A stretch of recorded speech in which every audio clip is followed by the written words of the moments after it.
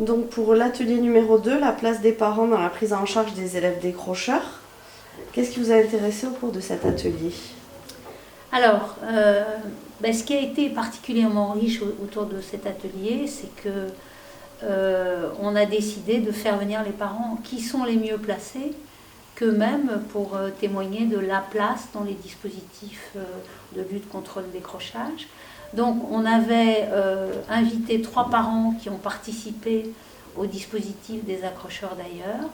Et il y a un autre parent qui est une professionnelle du micro-lycée qui se trouve être aussi, avoir été aussi parent d'un jeune qui a fréquenté le PIL parce que décrocheur. Et en faisant le tour des présentations, qui est un peu notre outil de travail aussi avec les groupes de parents, on s'est aperçu que tout le monde avait quelque chose à voir avec le décrochage, que ce soit du côté des parents bien évidemment, mais aussi du côté des enseignants, en disant on ne fait pas non plus ce métier avec ce type de public, de jeunes, complètement par hasard. On le fait aussi parce qu'on a quelque chose à voir avec les questions du décrochage. Bon. Donc la présence des parents a été très très appréciée par le groupe.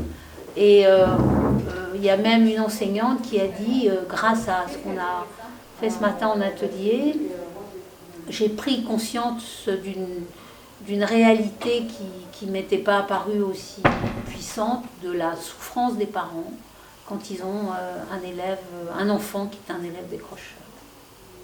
D'accord. Quels éléments souhaitez-vous partager avec ceux qui n'ont pas pu participer à cet atelier?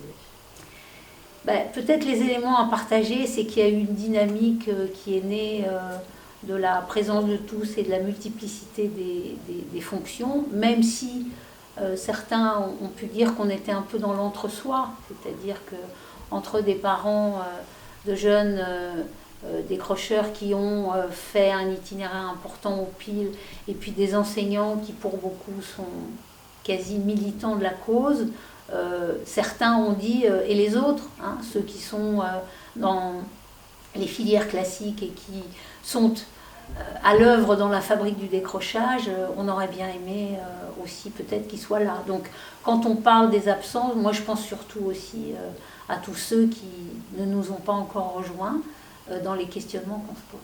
Très bien. Des questionnements que vous souhaiteriez approfondir?